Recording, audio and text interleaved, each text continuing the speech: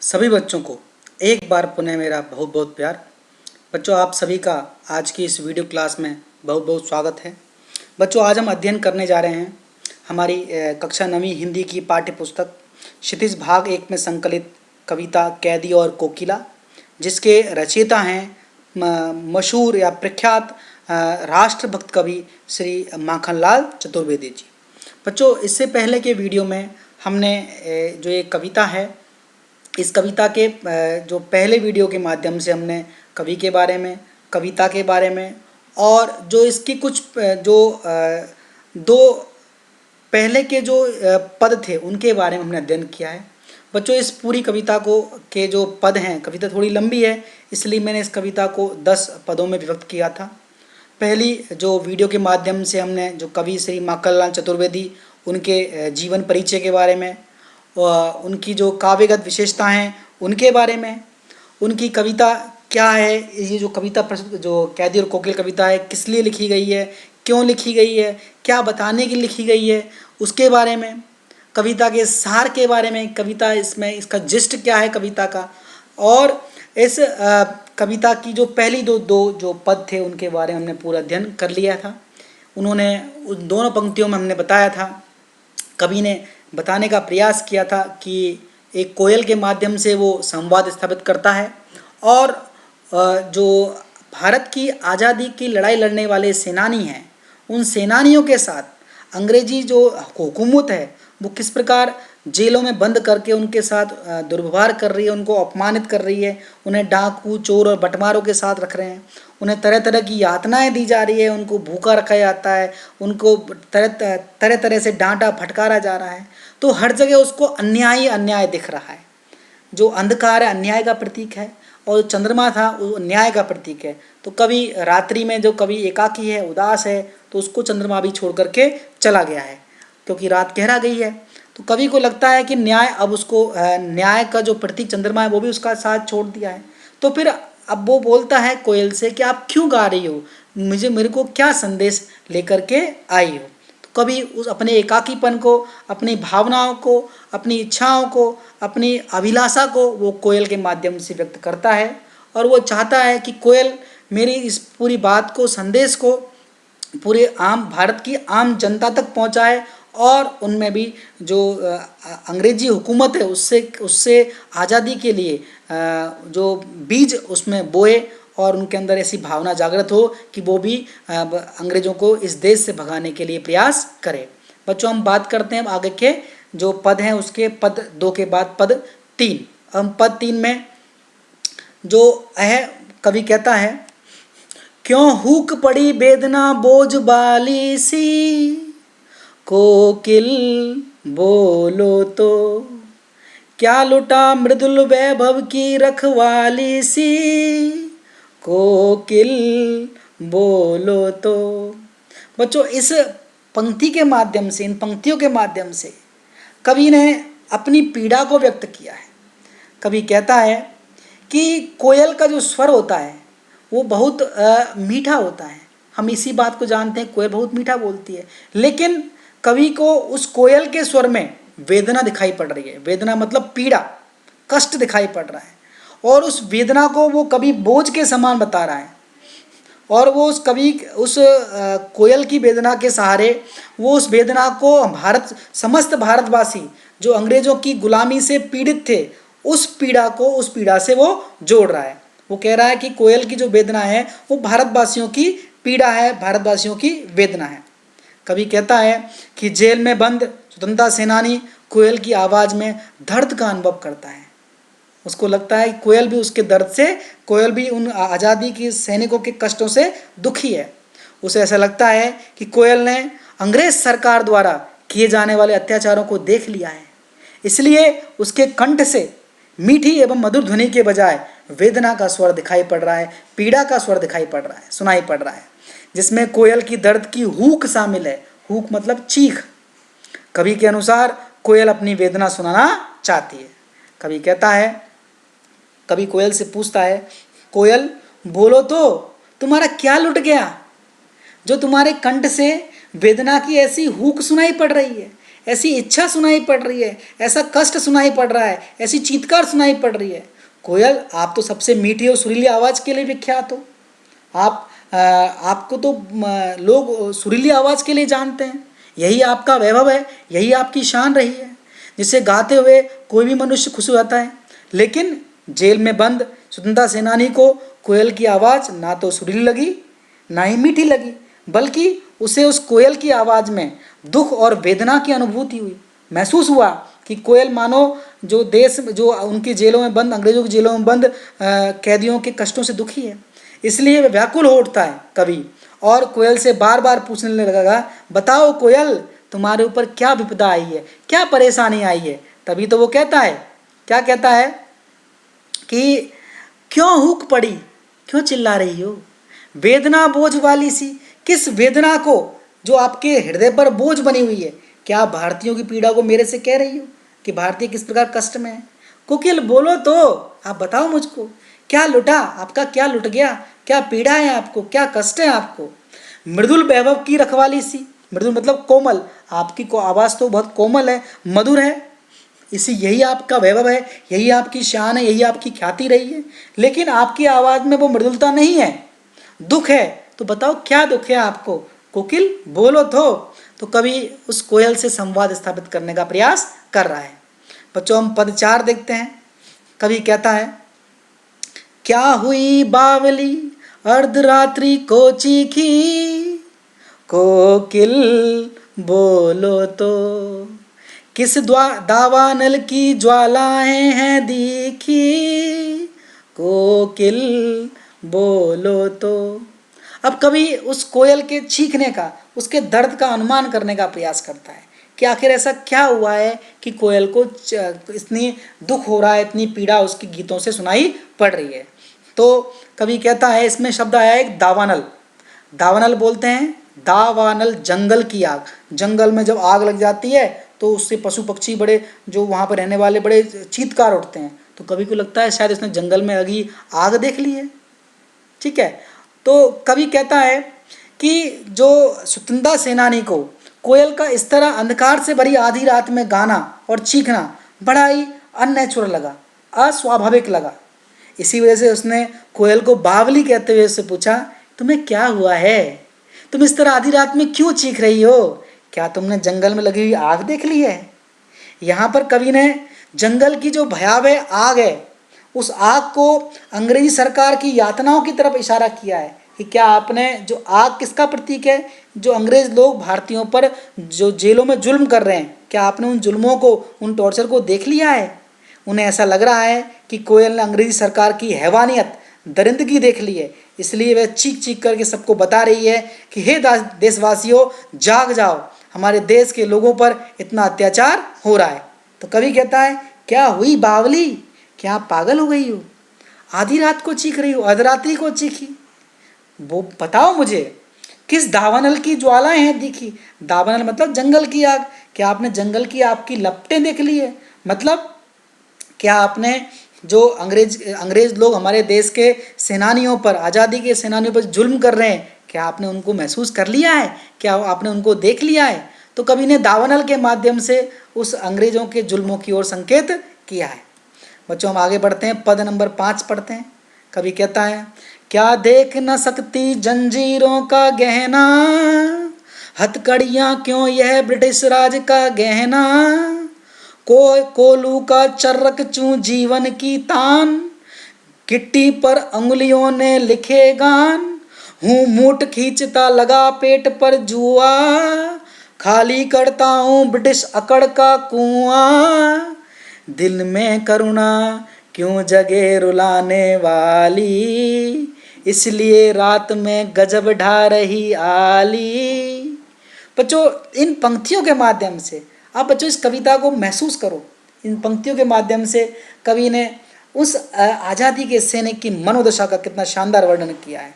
कवि कहता है कि ये जो हथकड़ियाँ लगी हुई हैं, हथकड़ियाँ, हैंडकफ्स, बेड़ियाँ, इस जो हाथ में हथकड़ी लग रही हैं, पैरों में बेड़ियाँ हैं, ये हैंडकफ है। तो कवि कहते हैं कि जो आज़ादी के सैनिक हैं, इन हथकड़ियों और बेड़ियों को गहनों के समान मानते हैं, ऑर्नामेंट, जो स्त्रियां और पुरुष अपने आप को सजाने के लिए पहनते हैं। तो और कभी आगे कहता है कोलू वर्ड आया है इसमें। कोलू क्या होता है? कोलू आपने ये इस प्रकार की मशीन है। ये पहले आजकल तो इस प्रकार की मशीनों आजकल तो सब मशीन आ गई हैं। पहले देसी जुगाड़ हुआ करते थे। ये जो इस डंडे से इस डंडे का अटैचमेंट है, इसको बोलते हैं जुआ। और इसको जानवरों के माध्यम, जानवर इस राउंड राउंड सर्किल में घूम रहा है तो ये इसको घुमा रहा है, घुमाने से ये इसकी व्हील घूमती है और इसको इसमें कोई चीज़ डालते हैं तो पिस जाती है। गन्ने का रस भी इस प्रकार निकालते थे पहले, इसमें गन्ने को डाल करके उसको भींचा जाता, उसको प्रेस किया जाता था। इसी प्रकार लेके यही जो तरकीब है कुओं से पानी निकालने के लिए इस्तेमाल की जाती थी। एक बड़ा सा जो रस्सी है, एक जो अगले आपको स्लाइड में आपको दिखाने का प्रयास करता हूँ, ये इसको मैंने थोड़ा सा छवि चित्र लिया है। ये चरसा है। चरसा इस प्रकार, ये तो टायर का बना हुआ है, वो सिर्फ लेदर का बना होता था और इस लेदर के इस जो चरसे से रस्सियाँ बंधी होती थी और रस्सियाँ कनेक्ट होती थी एक दूसरी एक रस्सी से। ये जो थी इस पात्र को जो कुएं के अंदर डाल करके और जैसे ही ये इसको घुमाया जा रहा है, इस प्रकार वो रस्सी उस कैदी के पेट पर एक ये जो रस्सी बांध के, इसको रस्सी को जानवरों की बजाय कैदी के पेट पर बांध करके उससे उसको खिंचवाया जाता था। तो ये खींचता था, वो ये ऊपर आता था पानी भर करके और उस पानी को सिंचाई के काम में, कैदियों के काम में लिया जाता था। तो कवि कहता है कि इस प्रकार उसको वहाँ पे जेल में ऐसे काम करवाए जा रहे हैं। जानवरों से जो काम लिए जाने वाले हैं वो काम इंसानों से वो लोग करवा रहे हैं। जो देखो बच्चों, इसमें देखो जैसे ये जो कैदी है इस जुआ को धक्का दे रहा है। तो यहाँ तो ये सिंपल है, लेकिन कुएं से पानी खींचने के लिए ये जो जुआ है, इस जुए से एक रस्सी इसके पेट पर बांध देती थी, उसको मोट बोलते थे। तो मोट बांध करके वो उस जुए को घुमाने का प्रयास करता था और इसी प्रकार बड़े बड़े पत्थरों से वो उस गिट्टियाँ तोड़वाने का काम करते थे। तो बच्चों इसमें दिखाया गया है किस प्रकार उन यातनाओं से, ये बेटा चरसा है जैसे इसका ये प्रतिरूप है, तो किस प्रकार उनसे कैदियों से इतना भयंकर परिश्रम वहाँ पे करवाया जा रहा है। बच्चों इस कवि का हम भावार्थ देखते हैं। कवि को यह लगता है कि कोयल उसे जंजीरों में बंधा हुआ देखकर चीख पड़ी है, इसलिए कैदी कोयल से कहता है, क्या तुम हमें इस तरह जंजीरों में लिपटे हुए नहीं देख सकती हो? अरे ये तो अंग्रेजी सरकार का गहना है, आभूषण है, गहने हैं। अब तो कोलू चलने की आवाज़, जो वो कोलू दिन रात चलाते हैं, हमारे जीवन का प्रेरणा गीत बन गई है। हमें इस कोलू की आवाज़ से प्रेरणा मिलती है कि हम अंग्रेज़ों के हर जुल्म को सहन कर रहे हैं। तो ये आवाज़ उस अंग्रेज़ों के जुल्म का प्रतीक है, लेकिन हम उस अंग्रेज़ों के जुल्म से हार नहीं मान रहे हैं। और वो दिन रात जो पत्थर तोड़ रहे हैं, उन पत्थरों से उन पत्थरों पर अपनी उंगलियों से भारत की आज़ादी के गान लिख रहे हैं। और देखा जाए तो वो क्या कर रहे हैं, वो अपने पेट पर रस्सी बांध करके उस कोलू का चरसा चला करके ब्रिटिश सरकार की अकड़ का कुआं खाली कर रहे हैं। ब्रिटिश सरकार उनको तरह तरह के जुल्म करके दबाना चाहती थी, लेकिन वो झुक नहीं रहे हैं, अपना उनका आत्मसम्मान बचाए हुए हैं, उनका मनोबल टूट नहीं रहा है। इससे अंग्रेजों का जो अकड़ है, घमंड, वो चकनाचूर वो कर रहे हैं, सब यातनाएं सहन करते हुए। भूखे रहने के बाद भी वो अंग्रेजी शासन के सामने नहीं झुक रहे हैं, जिससे उनकी अकड़, अभिमान खत्म हो रहा है। इसी वजह से दिन में हमारे अंदर यातनाओं को सहने के लिए हमको गजब का आत्मबल आ जाता है। हम सोचते हैं कि हम अंग्रेजों की यातनाओं के सामने झुक नहीं रहे हैं, टूट नहीं रहे हैं। अंग्रेजों का एकमात्र उद्देश्य हमको तोड़ना था, जिससे लेकिन वो अंग्रेजों की यातना सहन करने के बाद उनके अंदर करुणा व्याप्त नहीं हो रही है, दया नहीं आ रही है और ना ही हम रो रहे हैं। शायद कोयल को यह बात पता चल गई है, इसलिए शायद कोयल तुम मुझे रात में सांत्वना देने आई हो, दिलासा देने आई हो, हिम्मत दिलाने आई हो, परंतु तुम्हारी इस वेदना भरे स्वर ने मेरे ऊपर गजब ढा दिया है, मुझे और दुखी कर दिया है, मेरे मन को व्याकुल कर दिया है। मुझे ऐसा लग रहा है कि हमारे देशवासी वो और भी मुझसे और भी परेशान हैं। तो कवि कहता है, क्या देख न सकती जंजीरों का गहना? ये जो जंजीरें बंधी हुई हैं, जो मेरे लिए आभूषण के समान है, क्या तुम्हें वो दिखाई नहीं पड़ रही हैं? हथकड़ियाँ क्यों? ये हथकड़ियाँ नहीं हैं, बल्कि ब्रिटिश राज का दिया हुआ गहने हैं, जिनको हम सम्मान के साथ स्वीकार कर रहे हैं, क्योंकि जो आज़ादी के सैनिक किसी जुल्म में उन्होंने हथकड़ी नहीं पहनी है, बल्कि देश की आज़ादी के लिए हथकड़ियाँ पहनी हैं। कोलू का चर्रक चूँ जीवन की तान, गिट्टी पर अंगुलियों ने लिखे गान। कि जब हम चर्रक कोलू चलाते हैं या गिट्टियाँ तोड़ते हैं तो उन गिट्टियों से हमको और लड़ने की प्रेरणा मिल रही है। और वो जब उस चरस को अपने पेट पर मोट लगा करके उस जुए को खींच रहे हैं, उसको घुमा रहे हैं और पानी निकाल रहे हैं, तो लग रहा है उनको कि वो अंग्रेज़ों की अकड़ अभिमान को वो तोड़ रहे हैं। तो कवि को कहता है कि मेरे को इन चीज़ों से मन में दया नहीं आती, मुझे रोना नहीं आता, लेकिन आपके गीत से मुझे रोना आ रहा है। मुझ पे आप गजब क्यों ढा रही हो, आखिर ऐसा जुल्म और सितम क्यों कर रही हो। बच्चों, हम बात करें इसके आगे के जो पद के बारे में, पद 6 के बारे में, कवि कहता है, इस शांत समय में अंधकार को भेद रो रही क्यों हो, कोकिल बोलो तो चुपचाप मधुर विद्रोह बीज इस भांति बो रही क्यों हो, कोकिल बोलो तो। कवि को लगता है कि इस प्रकार के गीतों से जो कोयल है वो आधी रात्र में अंधेरे को चीरते हुए जो गीत गा रही है, वो क्या कर रही है, वो आम आदमी के बीच में, आम आदमियों के मन में अंग्रेजों के खिलाफ विद्रोह के बीज विरोध की ज्वाला भड़का रही है। इस तरह कवि ने जेल में बंद एक आज़ादी के सैनिक के मन की दशा का इन पंक्तियों के माध्यम से वर्णन किया है कि किस प्रकार कोयल गीत गा गा करके आम भारतीयों में देश प्रेम और देशभक्ति की भावना को मजबूत बनाना चाहती है, ताकि वे अंग्रेज़ों की गुलामी से मुक्ति पा सकें, आज़ाद हो सकें।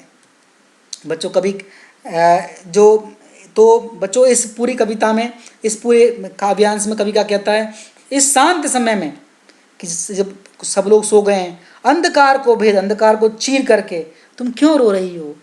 मुझे लगता है कि तुम अपने गीतों से हौले हौले चुपचाप मधुर विद्रोह बीज, मधुरता के साथ, कोमलता के साथ देशवासियों में विद्रोह के बीज, अंग्रेज़ों से मुक्ति की भावना वो आप उसमें पैदा कर रही हो। तो कोयल से वो संवाद स्थापित करने का प्रयास करता है। पद नंबर 7 देखें, कवि कहता है, इन पंक्तियों के माध्यम से कवि ने अंग्रेज़ों की करनी के बारे में बताया है। कवि कहता है, बहुत शानदार इसका जिसमें जो इन पदों की सुंदरता बन पड़ी है। कवि कहता है, काली तू रजनी भी काली, शासन की करनी भी काली, काली लहर कल्पना काली, मेरी काल कोठरी काली, टोपी काली कमली काली, मेरी लो श्रृंखला काली, पहरे की हुंकृति की व्याली, तिस पर ए गाली ए आली। कवि इन पंक्तियों के माध्यम से अंग्रेजों की शासन प्रणाली के बारे में बताता है। काली मतलब अन्याय से भरी हुई। कवि कहता है कि जो अंग्रेजी शासन काल के दौरान अंग्रेज़ों ने जो जेल में आज़ादी के सैनिकों के साथ जो अन्याय कर रहे हैं, वो घोर अत्याचार है, अन्याय है। काले रंग को हमारे यहाँ समाज में दुख, अशांति और अन्याय का प्रतीक माना गया है, इसलिए कवि ने यहाँ हर चीज़ को काला बताया है। वो क्या कहता है कि वो कह रहा है कि कोयल तू खुद काली है, काली तू, ये रात भी घोर काली है, रात भी बहुत काली है। और ठीक इसी तरह अंग्रेजी सरकार के द्वारा की जाने वाली सारी जो कारनामे हैं, शासन है, वो भी काला है, वो भी अन्याय से भरा हुआ है। जेल की काली चार दीवारी में चलने वाली जो हवा है वो भी काली है, वो भी अन्याय से भरी लग रही है हमें। तो मैंने जो टोपी पहनी हुई है, जो कैदियों की टोपी दी गई है, वो भी काले रंग की है। जो हमको कंबल दिया गया है वो ओढ़ने के लिए, वो भी काला है। मैंने जो लोहे की जंजीरें हैं, हैंडकफ्स हैं, बेड़ियाँ हैं, वो भी काली हैं। इसी वजह से हमारे अंदर आने वाली जो कल्पनाएं हैं, जो भावनाएं हैं, वो भी काली हो गई हैं। वो भी उसको भी हमको लगता है अन्याय ही हमारे अंदर घुस गया है। इसलिए इन यातनाओं को सहने के बाद भी हमारे ऊपर दिन भर जो नज़र रखने वाले पहरेदार हैं, वो हुंकारते हैं, हम पर डांटते हैं, गाली देते हैं। ऐसा लगता है जैसे काले सांप की भांति, स्नेक की भांति हमें डसने को वो दौड़ रहे हों। तो कवि क्या कहता है इन पंक्तियों में, काली तू, तेरा रंग काला है, रजनी भी काली, रजनी मतलब रात्रि भी काली है, शासन की करनी भी काली। यहाँ दोनों पंक्तियों में काला रंग के लिया है, रात काली है और तेरा रंग काला है, लेकिन शासन की करनी भी काली। लेकिन जो अंग्रेजों की शासन की जो करनी है वो काली मतलब अन्यायपूर्ण है। काली लहर कल्पना काली, जो हवा चल रही वो भी काली, वो भी अन्याय से भरी हुई है। मेरी काल कोठरी काली, मेरी जो काल कोठरी है ये भी अन्याय का पूरा प्रतीक है। यहाँ भी तरह तरह के अत्याचार हम पे हो रहे हैं। का टोपी काली, टोपी का मेरे रंग काला है। कमली काली, कंबल काला है। मेरी लोह श्रृंखला काली, मेरे जो पैरों में और हाथों में जो हथकड़ियाँ और बेड़ियाँ हैं वो भी काली हैं। पहरे की हुंकृति की ब्याली, जो पहरेदारों की जो हुंकृति है, हुंकार है, डांट फटकार है, वो ब्याली मतलब सांप के समान लग रही है। तिस पर एक गाली, उस पर वो गाली मारते हैं। हे आली, तो कभी अपने दुखों को कभी उसके माध्यम से उस कोयल के साथ वो साझा कर रहा है, शेयर करने का प्रयास करता है। बच्चों पदम 8 नंबर देखें। कभी कहता है, इस काले संकट सागर पर मरने की मदमाती, कोकिल बोलो तो अपने चमकीले गीतों को क्यों कर हो तैराती, कोकिल बोलो तो। अब पूरे देश में, पूरे साम्राज्य में संकट का काला सागर छा गया है और उस काले सागर में भी आप मदमस्त हो रही हो और अपने इन गीतों के माध्यम से कवि कहता है कि आप क्या चाह रही हो। कभी ये नहीं समझ पा रहा है कि कोयल आज़ाद होने के बाद भी, कोयल खुद तो आज़ाद है, कभी कैद में है, तो कोयल आज़ाद होने के बाद भी इस अंधेरी रात में इस कारागार के ऊपर, जेल के ऊपर मंडरा कर अपनी मधुर आवाज़ में गीत क्यों गा रही है। क्या वह इस संकट में खुद को इसलिए ले आई है कि उसने मरने की ठान ली है। उसको नहीं पता कि अगर अंग्रेज लोग ये समझ जाएंगे कोयल खुश है तो उसको भी शायद वो कैदी बना लें। तो कोयल कभी कहता है आपको इससे कोई लाभ होने वाला नहीं है। इसलिए कैदी कोयल से पूछ रहा है, हे कोयल बताओ तो तुम क्यों इस विपरीत हालात में, विपरीत मुश्किल हालात में आज़ादी की भावना जगाने वाले गीत क्यों गा रही हो। वो बार बार यही कहता है कि अपने चमकीले गीतों को, आपने जो आज़ादी के गीत हैं इनको क्यों तैरा रही हो, क्यों अपने प्राण संकट में डाल रही हो, क्यों मस्त होकर के गीत गा रही हो। पद नंबर 9 देखें हम। कभी कहता है, अब कभी यहाँ पे इन पंक्तियों के माध्यम से कोयल और खुद की स्थिति का तुलनात्मक अध्ययन करता है।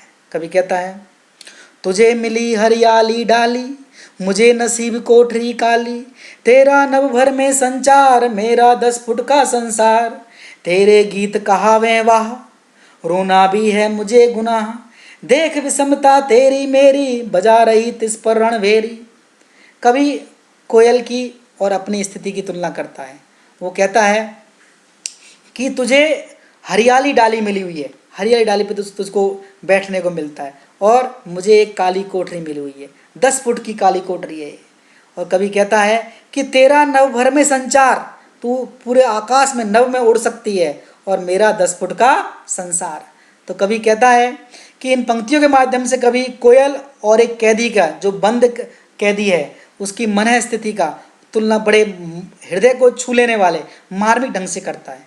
कभी कहता है कि जहाँ एक और कोयल पूरी तरह आज़ाद है, उसे किसी भी पेड़ की डाली में जाकर बैठ सकती है, उसे कोई पाबंदी नहीं है, कहीं पर भी वो घूम सकती है, विचरण कर सकती है और अपने मनचाहे गीत गा सकती है।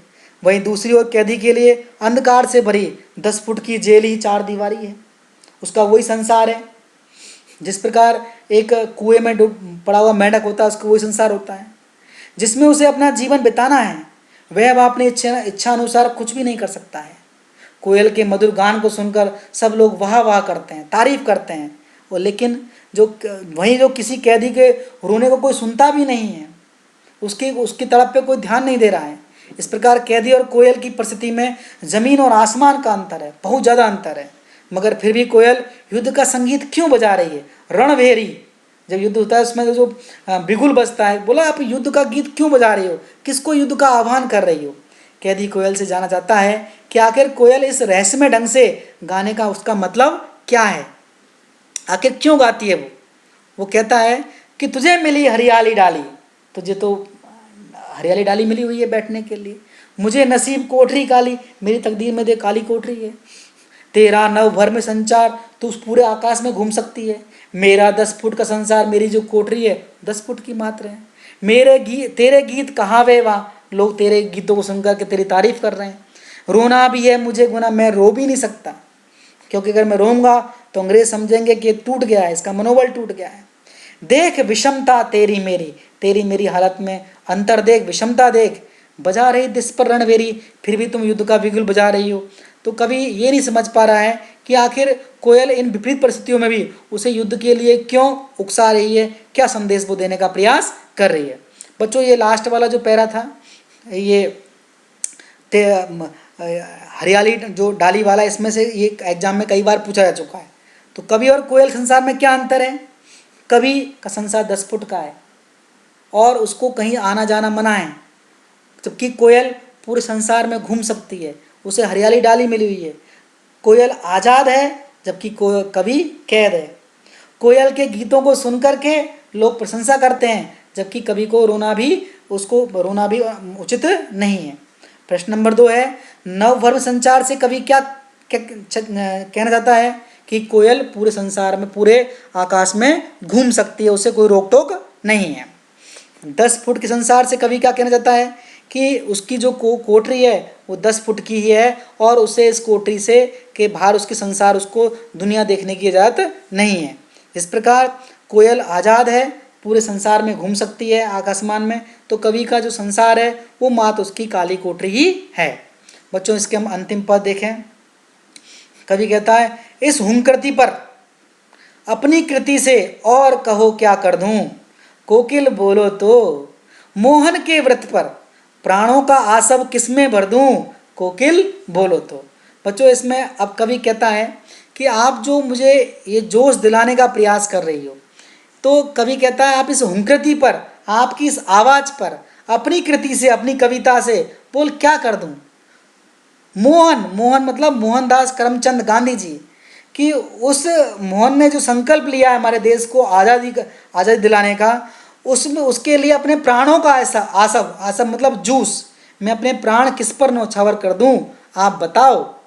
यहाँ हम बात कर रहे हैं मोहन मतलब मोहनदास करमचंद गांधी जी से, जिन्होंने हमारे देश की आज़ादी दिलाने की संकल्प लिया था, तरह तरह के योजनाएं बनाई थी। तो कभी इन पंक्तियों के माध्यम से कभी कोयल और कैदी दोनों के अंदर स्वतंत्रता की प्रबल भावना को वो दिखाता है। कहता है, कोयल अपने जोशीले गान से देशवासियों में विद्रोह को जागृत कर रही है, उनमें विद्रोह के बीज बो रही है। वहीं कैदी आज़ादी के लिए लगातार अंग्रेजी सरकार की यातनाएं सहन कर रहा है।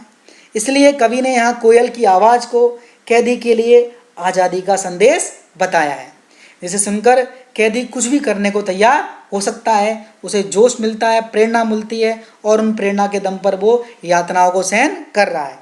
इसलिए इन पंक्तियों में कवि कोयल से पूछ रहा है कि हे कोयल, मुझे बताओ कि मैं गांधी जी द्वारा चलाए गए इस स्वतंत्रता संग्राम में किस तरह अपने प्राणों को झोंक दूं। झोंकना मतलब कुर्बान कर दूं। मैं तुम्हारे संगीत को सुनकर, अपनी रचनाओं के द्वारा, अपनी कविता के द्वारा क्रांति की ज्वाला भड़काने वाली अग्नि तो पैदा कर रहा हूँ, जिससे लोग जागृत हो सकें। लेकिन तुम मुझे बताओ कि मैं देश की आज़ादी के लिए और क्या कर सकता हूँ। बच्चों इसके कुछ प्रश्नोत्तर हैं। कोयल की कूक सुनकर कवि की क्या प्रतिक्रिया थी?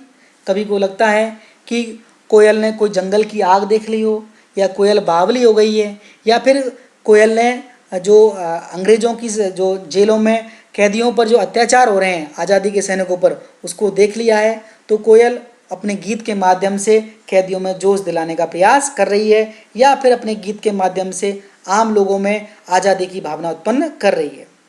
कवि ने कोकिल के बोलने की किन कारणों की संभावना बताई है? कि या तो उसने जंगल की आग देख ली है, या वो बावली हो गई है, या फिर वो लोगों में क्रांति की ज्वाला भड़काना चाहती है। किस शासन की तुलना तम के प्रभाव से की गई है? अंग्रेजों के शासन की तुलना। और क्यों की गई है? क्योंकि उनका जो शासन था अन्यायपूर्ण था। वो जब भारतीयों को बलपूर्वक दमन कर रहे थे, दबा रहे थे, उनकी भावनाओं को, उनके विचारों को महत्व नहीं दे रहे थे। कविता के आधार पर पराधीन भारत की जेलों में दी जाने वाली यंत्रणाओं का वर्णन करो। किस प्रकार टॉर्चर किया जाता है? ना उन्हें भरपेट खाना दे रहे हैं, उन्हें छोटी छोटी कोठरियों में रखा जा रहा है, उनको डांटा जा रहा है, फटकारा जा रहा है, उनको अपशब्द कहे जा रहे हैं, उन्हें मारा जा रहा है, उनसे कोलू चलवाया जा रहा है, उनसे गिट्टियाँ तोड़वाई जा रही हैं, उन्हें हर तरह से टॉर्चर किया जा रहा है। कवि को कोयल से ईर्ष्या क्यों हो रही है? क्योंकि कोयल स्वतंत्र है, आज़ाद है, कहीं भी घूम सकती है, गीत गा सकती है। लेकिन कैदी खुद अंग्रेज़ों की जेल में बंद है, गुलाम है, और उसे रोना भी वो उचित नहीं मानता है। हथकड़ियों को गहना क्यों बताया गया है? क्योंकि कवि ने जो कैदी ने हथकड़ी पहन रही है, वो जो हथकड़ी है वो किसी चोरी या फिर गुंडागिर्दी या फिर डकैती के लिए नहीं पहनी है, बल्कि वो हथकड़ियाँ हैं वो उसके लिए अभिमान का प्रतीक है, क्योंकि उसने देश की आज़ादी की लड़ाई के लिए हथकड़ियाँ पहनी हैं। तो वो गहने के समान है, उनके लिए सम्मान का प्रतीक है और देश के लोगों को ये बताने का प्रतीक है कि आप चुपचाप अंग्रेज़ों के जो जुल्म सहन कर रहे हो और तुम्हारे हाथों में हथकड़ी नहीं है, लेकिन मैंने जुल्म सहन करने से मना किया है, फिर भी मुझे इस बात से अभिमान है और मैं इन हथकड़ियों को अपने लिए कोई बुरी बात नहीं मानता हूँ। बच्चों, उम्मीद है कि आपको इन दोनों वीडियो के माध्यम से जो मैंने कविता, इसका भाव, इसके प्रश्नोत्तर समझाने का प्रयास किया है, आपको निश्चित रूप से समझ में आया होगा। बच्चों, आपको इन वीडियो को देखने के लिए बहुत बहुत धन्यवाद।